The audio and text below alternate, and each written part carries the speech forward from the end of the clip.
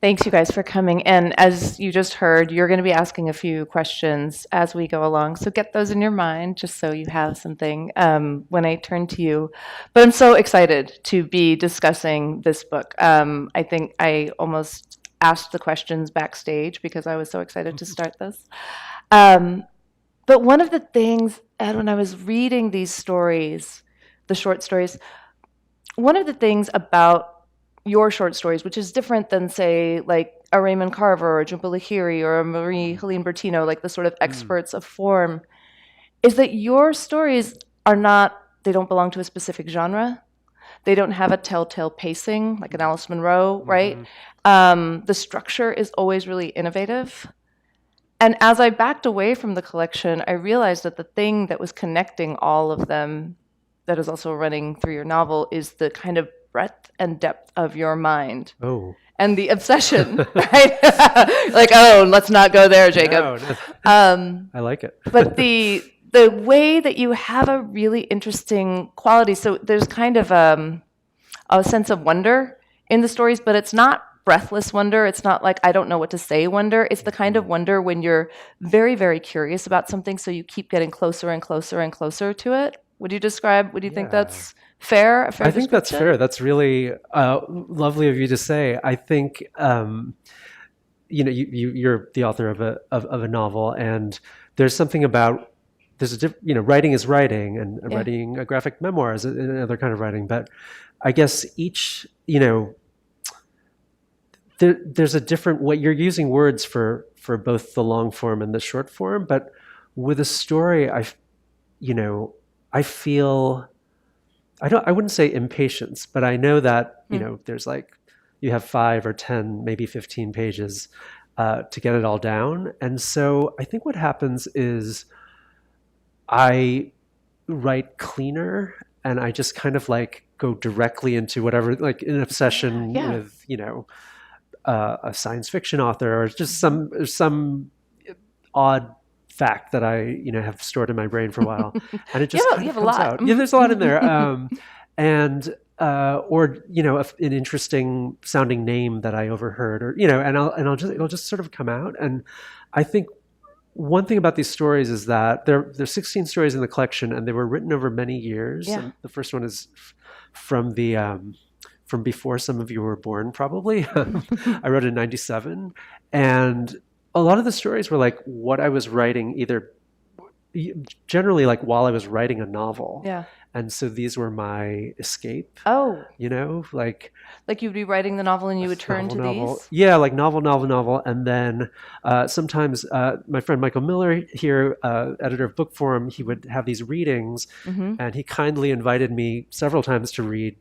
And I would be like, oh, this is my opportunity to write something. So 3 of the stories here are just I wrote them for these readings. And many of them are like that. They were just, nobody was telling me to do that, but just as an excuse to get away from the novel. It's I'll come up with something brand new. And it was also, I don't know that I've ever read an extract from a novel in progress out loud to people, because I figure you have to explain blah, blah, blah. Yep. Whereas with a story, you can just kind of dive right in, and hopefully, the things I'm interested in, or the tropes and the language or the wordplay, hopefully that's interesting enough to a listener, actually, that I can hopefully win them over. Yeah.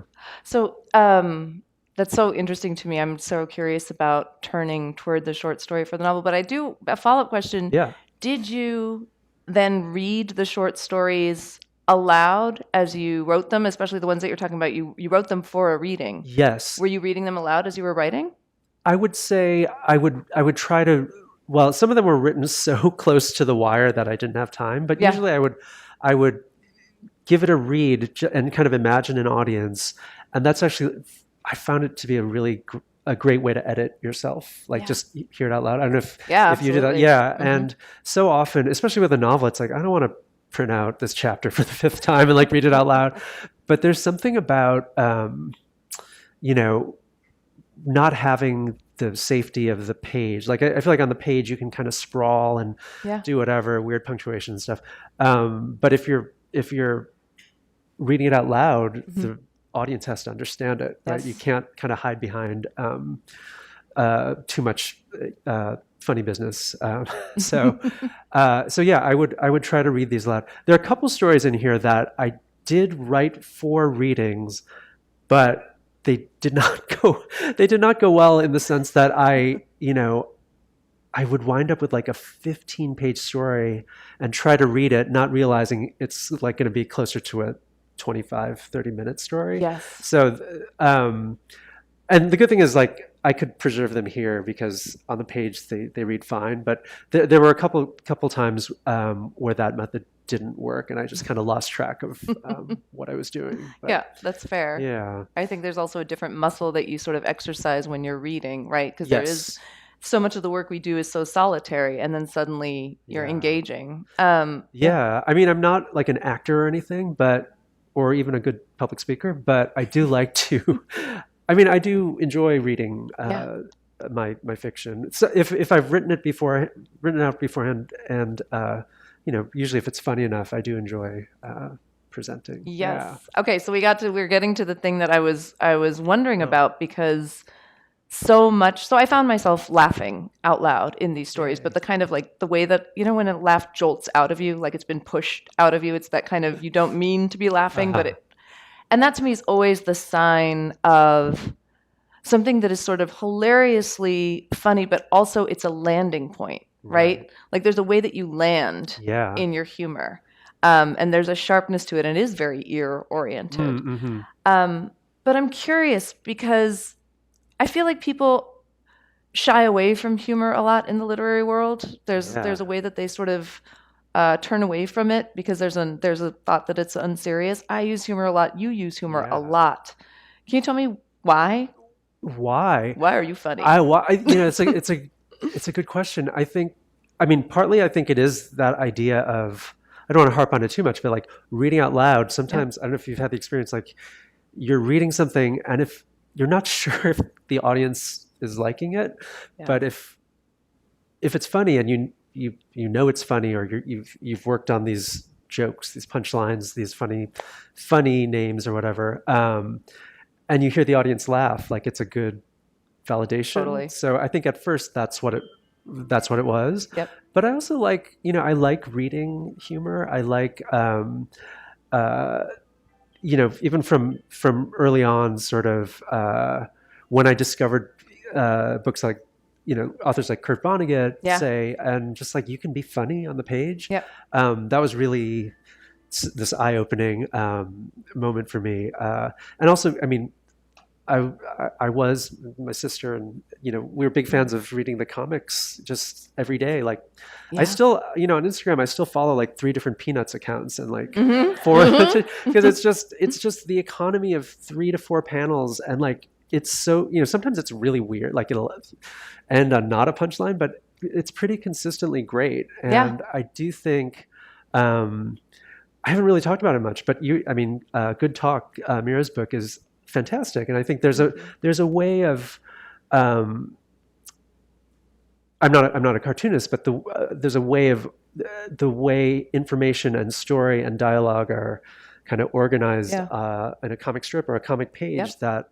you mentioned timing. It's all about like, how do you land that last panel, and so I think that I was going to say I'm not a cartoonist, but I did do a comic strip in college. Okay. Even though I couldn't draw. I didn't know this. But because I was obsessed with. I remember Art Spiegelman came and gave a lecture. This was Mouse had come out. I don't think Mouse 2 had come out. Wow. And I just I had read Mouse and thought it was incredible, but the way he spoke about. He has a book called Breakdowns where he explains kind of the grammar of the comics page. Yeah. And that was absolutely, like, I didn't really write that much fiction in college. I was just obsessed with comic strips and graphic novels and stuff. Yeah. And I think that, that kind of rubbed off on me in terms of writing, comic prose, hopefully funny, humorous prose. Yeah. So it's sort of, Because you're a wonderful critic of graphic books, right? You review a lot of graphic books, and thank you, by the way. It's a joy Yes. to have your book reviewed by somebody who gets it. You know, where you're like, oh, you get it. I think every writer dreams of that. But the pacing is a really interesting thing, right? When you're talking about bringing up ideas and sort of landing them. And there is a way in which I feel like you fold so much in to your stories.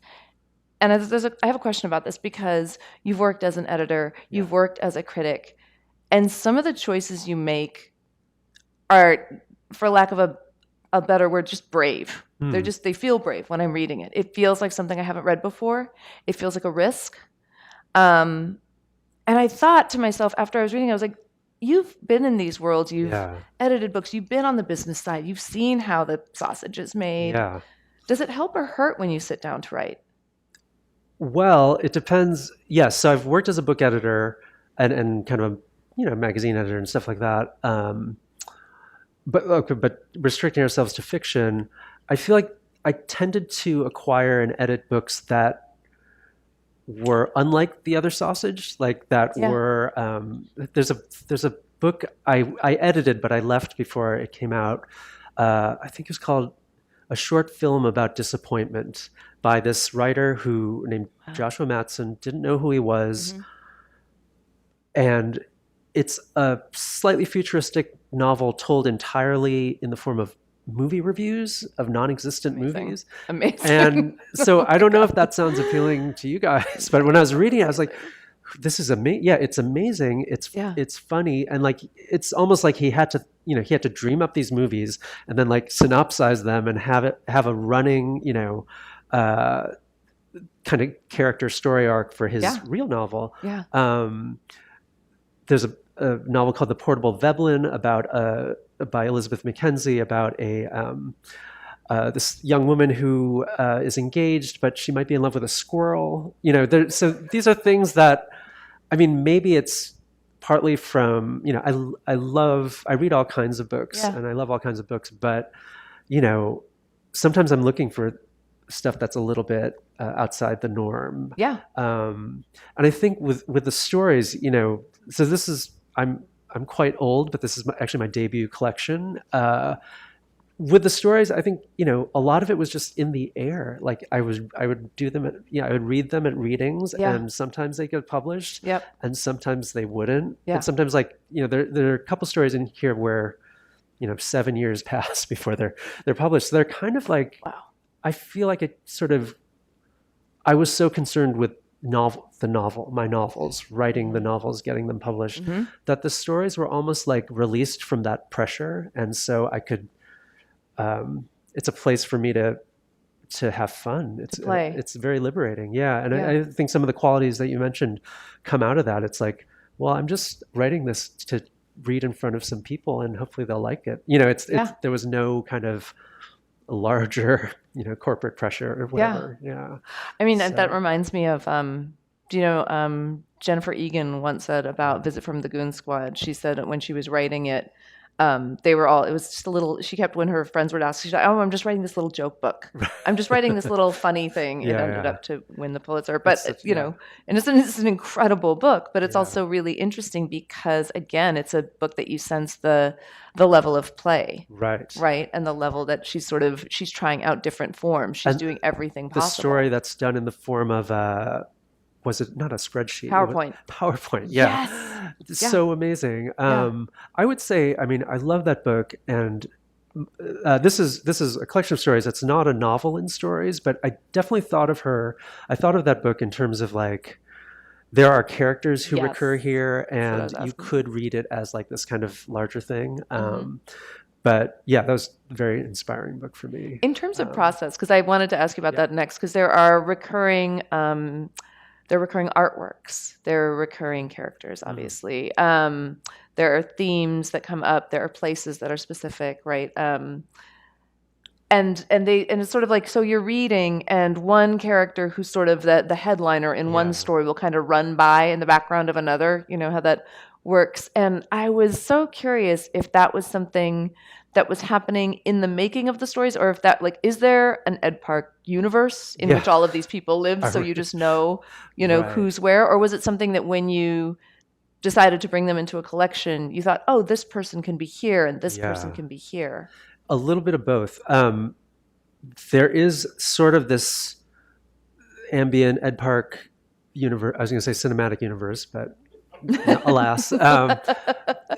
For example, there's a college in here called Penumbra College, which appears in Same Bed, Different Dreams. Mm-hmm.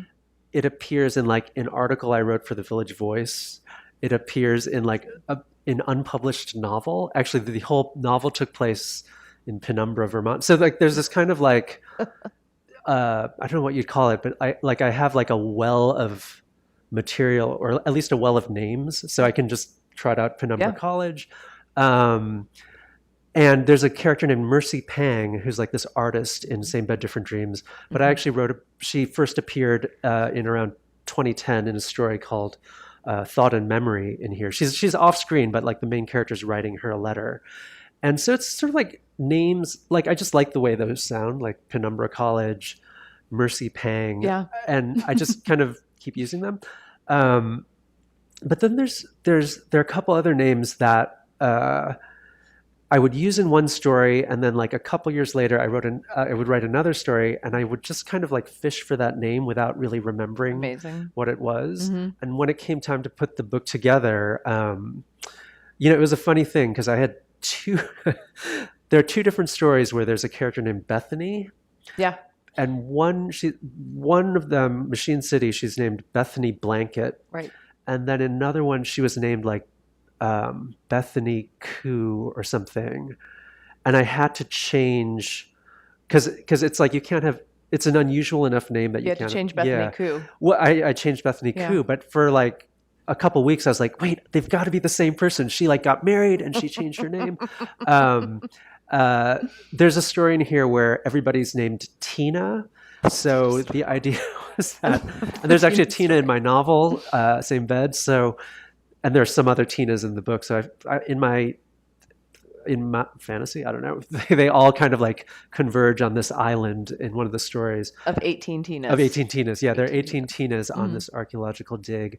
That was one of the stories where I wrote it to be read aloud, and it was like, literally, it was like over 100 degrees in this park in the East Village. Like everybody was melting, and I was just like reading my story. But when it came time to put the book together, I did have to like kind of check, Hannah Hahn comes out in 3 stories. Can it be the same one? Yeah. I would have these charts just like chronologically trying to determine if this were possible. And so if you see a name repeat, it is now intentional, and they should connect if you want to read it that way. But you definitely, I also feel like these stories you can just read them at random and not think of the others. Like, absolutely, just enjoy they them are self-contained. Okay, we did talk about reading a little. Did you want to read, or I can read a tiny bit? I love that. Let me just read it. Let's see. I'll just read the beginning of a story called "Bring on the Dancing Horses," which I wrote. This is back from 2010. I'll just read a few pages. And then I think my parents are watching the live stream. So amazing. Bring on the dancing horses. When I call my parents, my mom tells me my dad is busy teaching a class on the internet. That is, the class is in a classroom, but the topic is the internet. More specifically, he's teaching seniors, that is old people, how to blog, write anonymous comments on news articles without panicking, poke their children on Facebook, and get away with not writing http://www. before every web address. I had no idea my dad liked the internet so much. Who said anything about like, my mom says. I hear her clicking away on her keyboard. My mom sells my old comic books and De La Soul singles on eBay. She doesn't know I know. Every so often I'll think about stuff I loved in my youth, and a search inevitably brings up her dealer name. I amp the bidding when it seems safe. You could say I'm looking out for her, but how is it that her 4 grown kids have neglected their parents' financial needs? I go to bed with a nagging sense of guilt that this is how I usually go to bed. My girlfriend, Tabby, reviews science fiction for a living, which just goes to show you that America is still the greatest, most useless country in the world.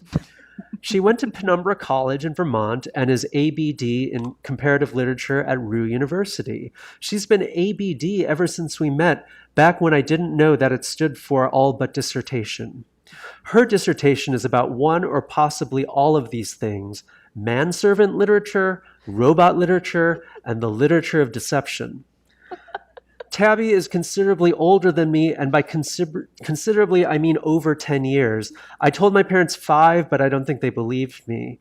Tabitha Grammaticus remembers not only life before the internet, but life before the affordable and relatively silent electric typewriter. It's sort of funny, right? I don't know. She reads fast, writes faster. She does monthly columns for the California Science Fiction Review, Exoplanets magazine, and the website for the Northwest Airlines Frequent Flyer Book Club, which is getting a soft launch. Is there still a Northwest Airlines? I'm not sure. That's how old these stories are. I didn't think it was possible for someone to read as fast as Tabby does, and for a long time I assumed she was a skimmer.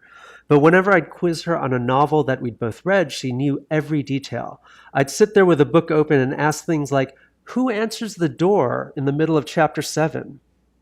I tried to keep up with Tabby's reviewing, but it's hard when someone's so prolific. I am not friends with many writers, mostly because that means having to read all their articles, stories, essays, books, and even poetry. They expect you to have read it all. With Tabby, I tried, I really did. Tabby's what you call a stylist. I gave up on her exoplanets column after the third one. I got stuck on the opening line. All time travel is essentially Oedipal. All right, I'll stop there. Thanks.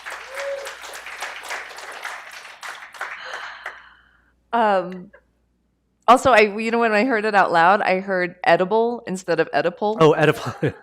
It is edible. Which is also really weird and funny. Yeah, that's Oedipal, like Oedipus complex. Oedipus Rex. Yeah. Like Sophocles. But that's so funny, because as you're reading that, there's so many things that are occurring to me. One is, and I'm sorry because I haven't clearly thought through this question, but there is a way that even though you're writing about the past, it feels like the future.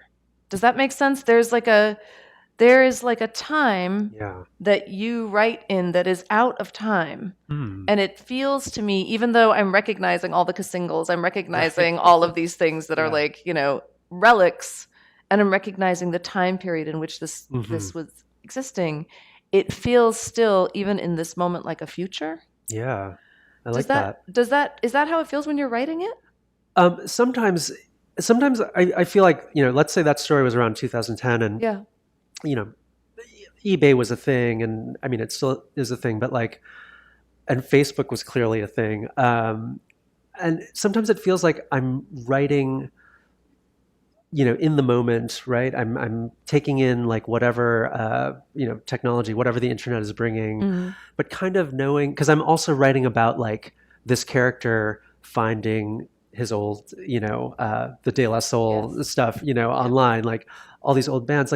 So there's kind of I feel like I'm using double consciousness wrong, but there's that kind of idea of and especially with this story, the girlfriend is a science fiction columnist, which I also was once. And just this idea of, I was teaching today and showing my students a science fiction story from 1948. And so it's futuristic, but it's also so much of the 40s. It's so much of post World War II. So I feel like you can never, you're never going to trick time, but I feel like if the writing is strong enough, and hopefully if the jokes are sturdy enough, you can kind of do several different times at once, if that makes sense. And it really does make sense. Yeah, it sort of transcends, obviously. Yeah, right. Transcends time and holds. I would say I also, these are stories over many years, but there are also stories that didn't make it into the book, which I might have liked at the time of writing, but they just didn't feel kind of alive today still. So, is there anything that didn't make it into the book that you're really sad about? Not super sad about. There was one, I think also one thing that was helpful, and a couple sort of outside readers who happened to look at it, like the language around certain things has changed, and sensitivities Yes. have Yep. changed. And so, stuff that nobody would have batted an eye, like, 10, 15 years ago, Yeah. like, you want to be more sensitive about some things. There was a story that I think, there was one story that I just felt like was too dark for Okay. this, and Okay. I thought it was a really strong story, and it actually connected to some of the characters in the book, but to put it in there would be kind of like a dark hole, a black hole where everything, all the humor would go to die. But yeah, I will say I feel like I've constructed like a shadow book of about 10 other stories that maybe that's another book, but Yeah. it's that they felt a little bit too dark to be in here. Like the dark twin of this book. Yeah, kind of, yeah. I love that. I'm gonna encourage Maybe that book that's too. okay. Yeah. Putting in an early vote for Okay. for that book as You well. can pre-order it on. Thank you. Okay, I'm gonna do a weirdo thing, which is quote you back to you. But I read in this interview boy. of the New York Review of Books, you had said, "I've been writing for a long time now, fiction and nonfiction, and it can be hard to sense what changes have taken place in literary culture and where exactly I fit in. I should add that most of my stories over the years haven't been about Asians or Koreans, though lately I seem to be writing more along those lines." Yes. Right? This is so interesting to me. I have to say, I read that and I felt very, as the kids say, seen. Right? I've been writing for a long time too. Yeah. You and I have been writing since our cultures were very much marginalized to the point that if you were going to write about them, you were told you weren't going to find a market for them. And we've watched the sort of starting to step into the center stage, and we're now living through a time that feels quite different. Yeah. Right? I'm really I'm curious. tearing up. It's really a lot. Yeah. It is really a lot, and I think that I kind of remember that interview you're talking about, and I think I was talking about both like kind of nonfiction pieces and reviews that I'd been doing, but also about my fiction. Yes. And my first novel, Personal Days, was 2008, and it took place in an office. And you can say it's like a dark office comedy, but I always felt it wasn't the first book that I'd written, but it was the first book that got published. And one thing I think about sometimes is that I often bring this up, this failed book that I wrote in my 20s, this long book, almost as long as Same Bed, where it was a very weird book and very like, I can see why it didn't get published, but it also had a lot to do with there's Korean stuff in there, and some of that found its way, trickled into Same Bed like over decades, but there was something about it that I had a sense. I mean, I was definitely depressed that nobody was like offering to bring it out. I remember one editor like just getting the note saying that my treatment of Korea felt a bit arch or something, and it was not needless to say, it was not an Asian editor. Wow. And I was like, okay, maybe so, but whose perspective? Like, shouldn't I know how? This kind, if I'm talking about something Korea related, like, shouldn't fiction be the place to like explore that? Yeah. And so, anyway, fast forward over 10 years, I guess, 2008, Personal Days. There are a couple characters whose race you do get just kind of toward the end, and a couple jokes about like along those lines. But for the most part, it's all first names. So they can kind of be anybody, which is kind of, it's ingenious in a way because you can hopefully readers can find themselves in it, but it also it excludes something that is obviously like a part of me. And so I think from that point, at a certain point, as my second book, Same Bed, different dreams was coming into focus, I was like, all, all the Korean stuff I couldn't put in the other book, and Asian stuff is going to be in here. And at a certain point, it was just like every historical factoid that had like stuck in my brain, that I had first read in like 1993 or something.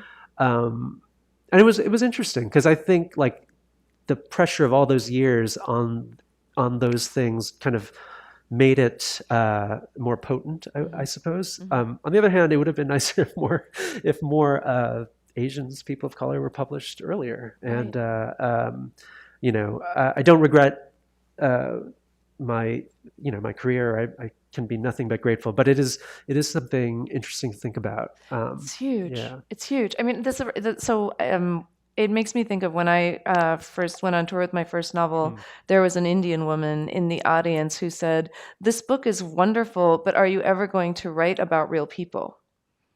And it was a book about Indians, and she was Indian. Oh my God. And it was so painful to hear it because part of me wanted to be like, "Auntie, are we not real? Like, what's happening right now?" But also, I got it because I had written so many stories about people that weren't quite Indian, that could be anybody. And it felt like a form of trying to pass as a writer. Oh, I see. Yeah. Do you know what I mean? Like a certain kind of undercover writing that you do so you can still have your observations. Yes. But they're not seen as, oh, I can't really relate to this. Right. And maybe you're not even conscious, or I'm not even conscious of doing that to some degree. I was asked at a earlier event on this tour about, so the story collection, there are a couple stories. There's one story set in Seoul. I lived in Korea for a while after college. And there are a couple Korean, there's a long story called Machine City where a lot of the characters are Korean American. But the rest of them, some come from that era of like, just like before personal days and sort of like, I'm just trying to publish these stories to some degree. I think anyways, I was asked about Koreanness or lack of Koreanness in these stories. And I think one interesting thing was that I felt like the fact that most of these were read out loud in front of people, like you can see that I'm Asian, you can see that I'm Korean. And so maybe the thinking was like, I am that character. Even though a couple of them are lesbians, it's just kind of,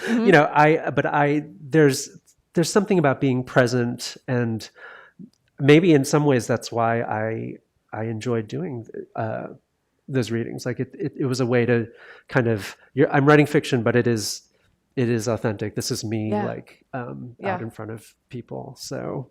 Yeah. It's also so interesting because you're talking about a trajectory of, like one of the things that I was told when I first started writing is that it was too Indian and also not Indian enough. Right. You can't win. Right. Which reminds me of this is too arch. Yes. You know what I mean? Your take on like the things that you're saying. And it's sort of the trying to tell someone about a world they do not know and cannot quantify, and they only want it in one form. Right. Right. It's hard to, I could talk on and on about this, but one, with same bed, I open it with like a lot of Asian Americans, this big dinner party, and just kind of having fun with it. And then one of the big struggles with that book in the early stages is like, nobody knows anything about Korea. Like, Korean Americans know some things, but even still, like a lot of Korean history is just sort of, the Korean War and something about Japan. Like but how do you put it all together? And at a certain point, maybe this is not the most logical thing, but I was like, I'm just going to say every interesting thing about Korean history that I know. That's amazing. That's amazing. And I'm going to do it in a format that's like these kind of bite-sized, like each thing will be interesting. Like that was my only thing. Yeah. And they may, in real life, in real history, like all these things may not have connected, but in the world of the book, they can. Yeah. And so having said that, and having written that book, I also feel like I'm never going to write about Korea again. I do still, the thing I'm working on now does have a lot of Korean content, I guess you would say. But there was a feeling with that book that it was like an act of just like Yeah. putting it all out there. Right, like a And, bloodletting. Just a, yeah, and then like this is my only chance. Like nobody will want to hear from me again. But I think it worked. Like I was able to like trick myself into thinking that was a good idea. Yeah, and get out the information that you Yes. wanted to get out. Yeah. I know I'm supposed to give someone's going to signal me right when it's the audience turn, somebody to shout at me. Yeah, okay, good.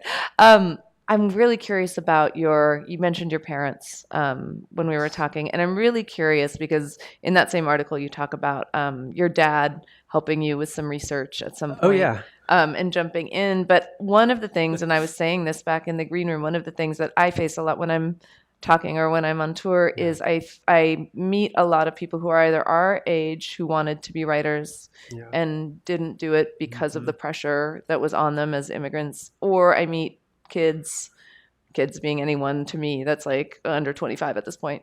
And they are exactly. And they say to me like, how did you do this? My parents don't want me to do this. Yeah. I'm curious about what your relationship was with your parents in writing. My sister, she's just laughing. My sister might be able to answer. I think, gosh, I don't know.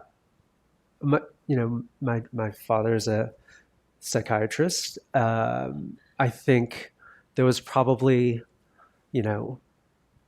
back in when I was young in the 70s, like you'll be a doctor. Yeah. And luckily my sister is a psychiatrist. So great. She took one for the team. Took one for the team. Great. But it's they're my parents, my family is very important to me, and I do think there's at some point, it's been a long time that I've been writing, and there definitely been ups and downs and like some pretty low times. But at a certain point, I think they realized what I needed to do. Yeah. And I think, thank God Personal Days was published. They could see that, yes, he can. There's a future. He can publish. Yeah. People read him.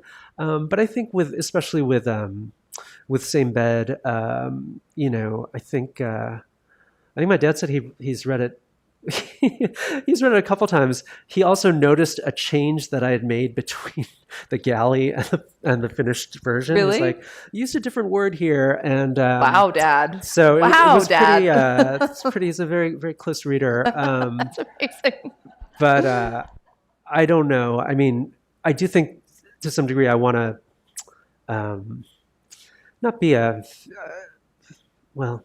I'm getting a little sentimental, but I think there is maybe that children of immigrants thing. You want them to be proud of you, right? Yeah. And for me, perhaps at a certain point, it meant just like writing the most like original books that I could write. I mean, that's a pretty good way for that to I don't manifest. know. Yeah. They're not going to be bestsellers, but they'll be original. But they'll be yours. So they'll right? be mine. Yeah. Be amazing. AI couldn't do this. So, not yet.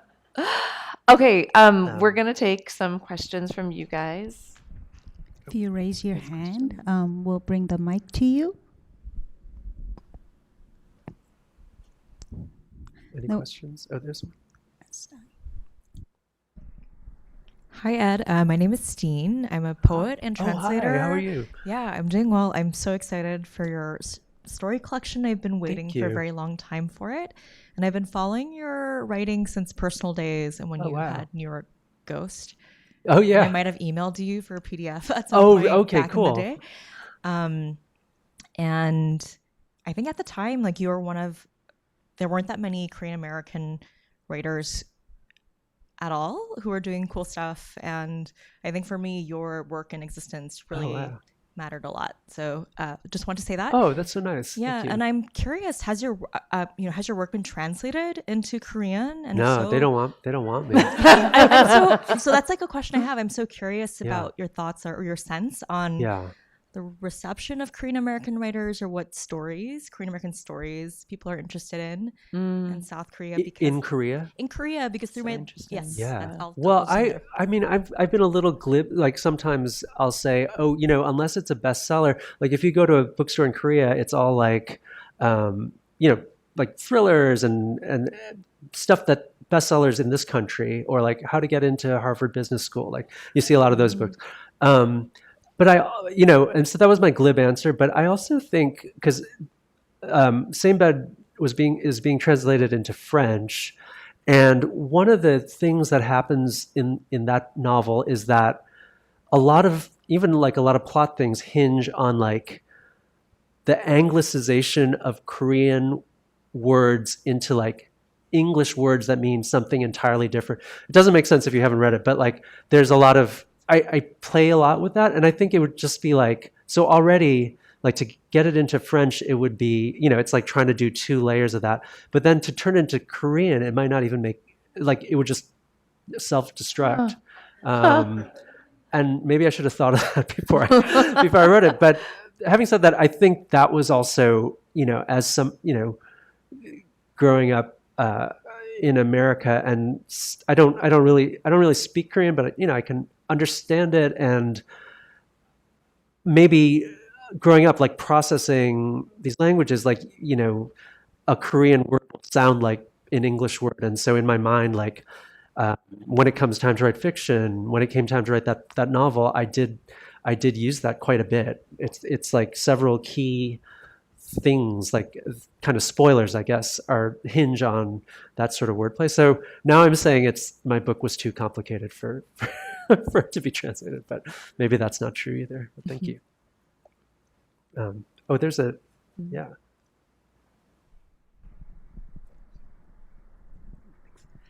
I'm curious, how do you nurture your playful spirit especially nowadays when sometimes cynicism can be like hip and cool?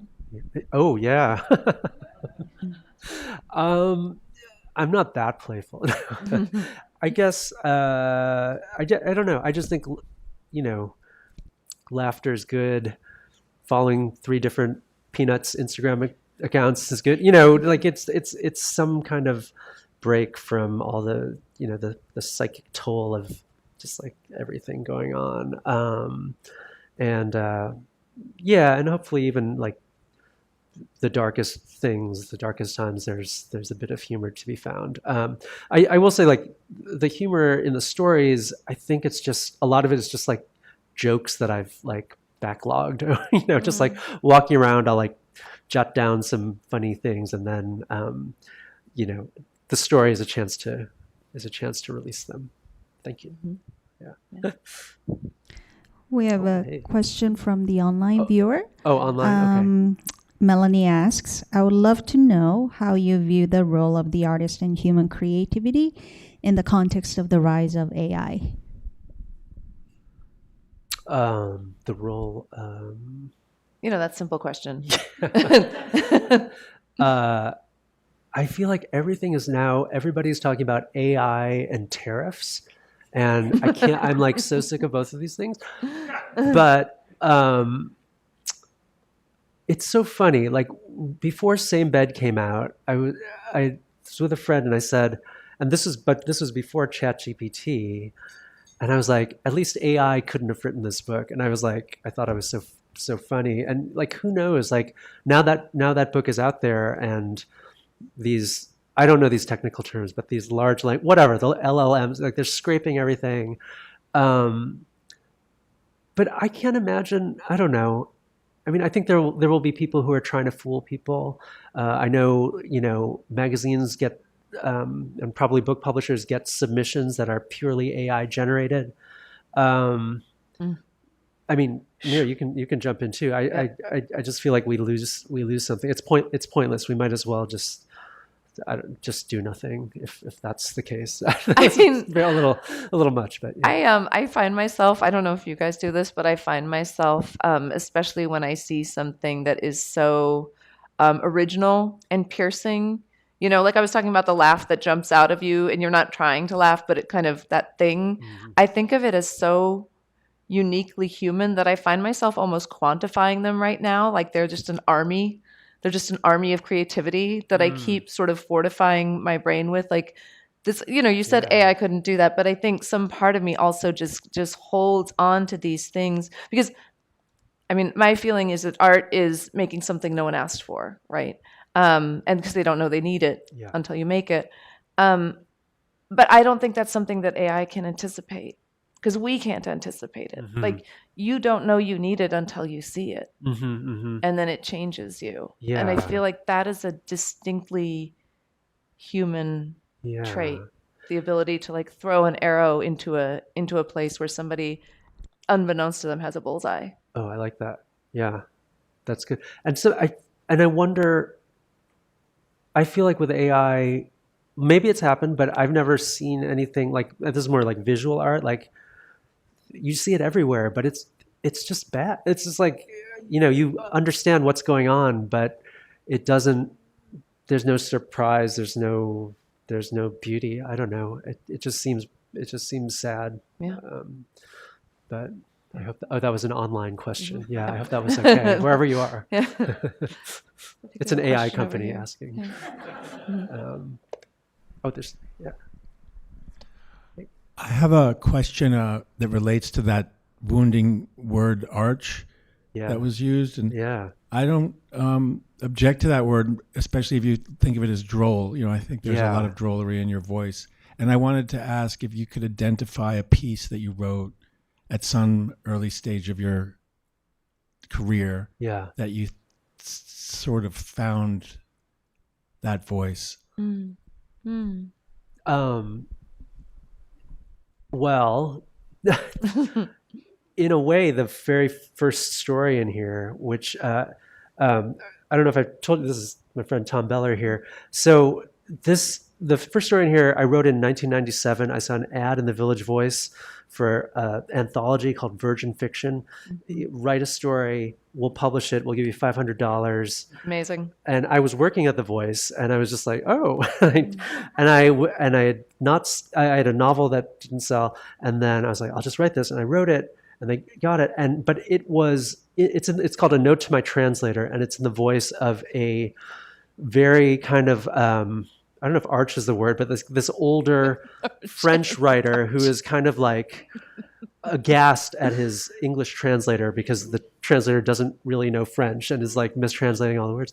And so it's, I think droll would be the operative word there. And I think the fact that it was picked up and published in that book was, it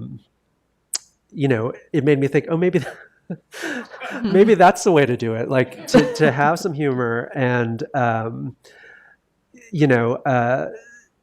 I think that's informed some of the stories in here. And also, I guess the idea of wordplay, which, as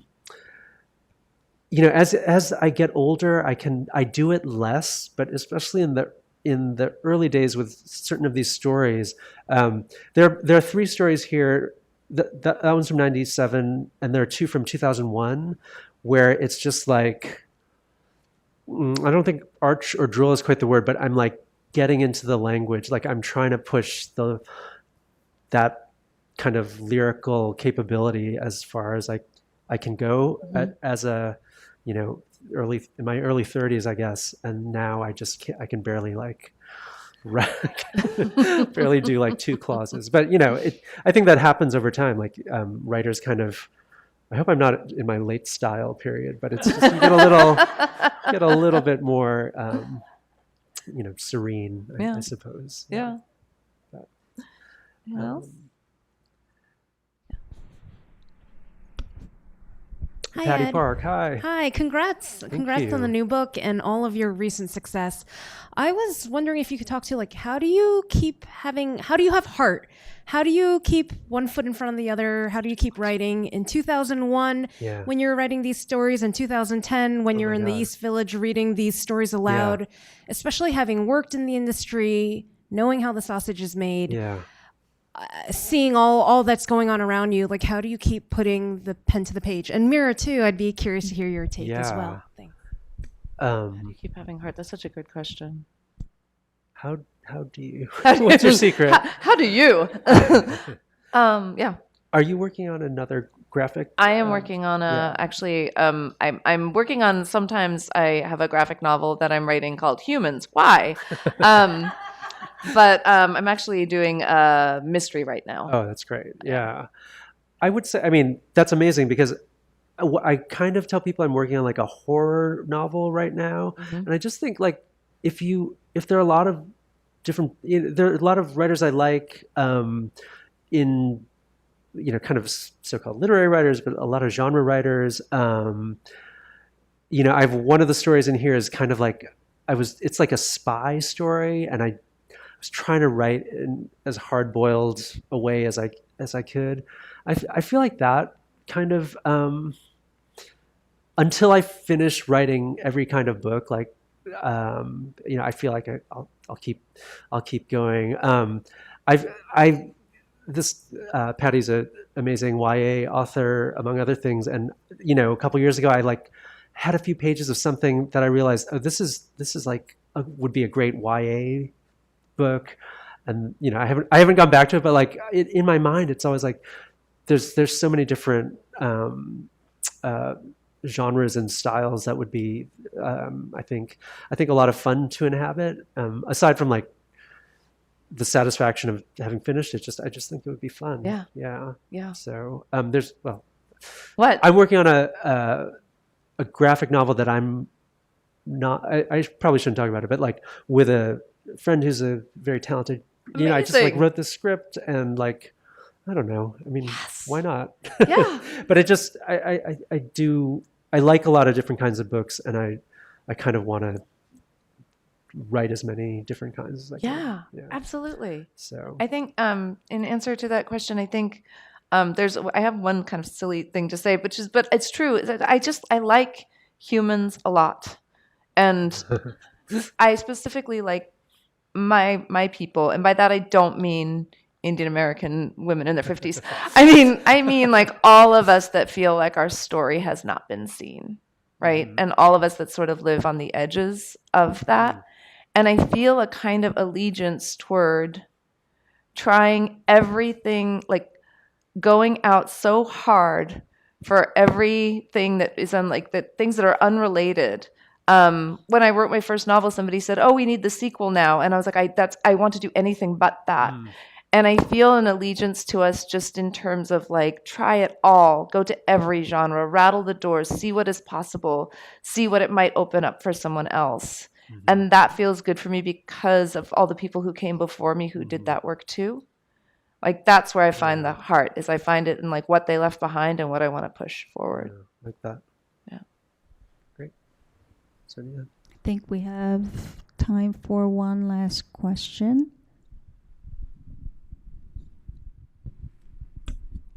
Hi, my name's Lucia. I'm from the celebrity media.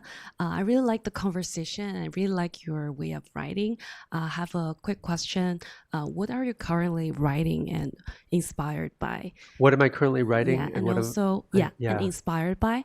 And second question is, what advice would you give for emerging writers who want to try or explore unconventional storytelling? Okay. I guess I'm mostly trying to write another novel that I'm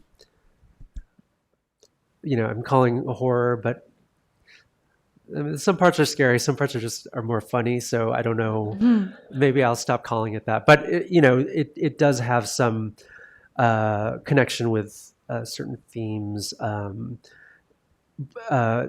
having to do with like Western New York, where I'm from, and some having to do with different artists and also Korean mythology and folklore a little bit, and I'm inspired by a lot of things. I'm trying to think of something. I read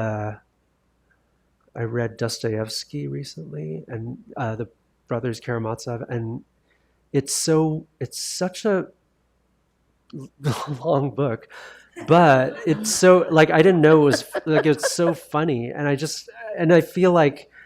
I don't know. It would be kind of cool to just like write a huge, like a I'm probably too old to do that, but like just that there was something very inspiring about it. Like just when was that? It's, you know, from the 19th century, but it still feels so alive and so funny. And the other part you were asking, like, what advice for emerging writers?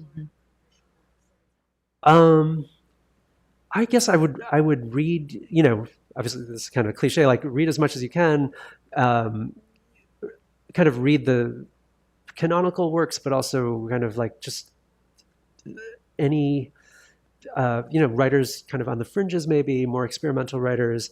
I also would say, I like doing this, just like any kind of written thing, like a back of the cereal box, or, you know, listening to a radio show, like anything with words can be a potential structure for an interesting, hopefully interesting piece of fiction. So. Yeah. And Mira, would you like to ask your last question? Yeah. Okay. I mean, I have so many questions left, but as people, I mean, I think all of us here, I imagine that all of us here have given imaginary acceptance speeches for awards that we might not be up to. I personally have accepted many Oscars. I don't act.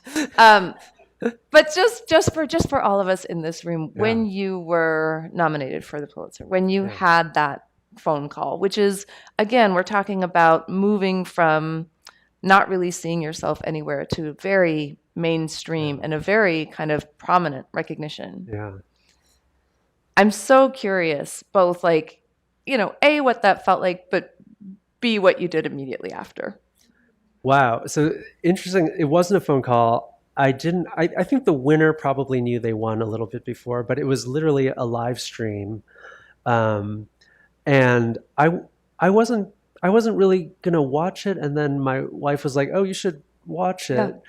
Yeah. But I was about to teach. Oh, okay. So I kind of had it on in the background as I was like preparing my notes. And fiction is the last category. So I kind of like poked my head up, and they named the 3 finalists, and I think my name was second. And so I was like, what?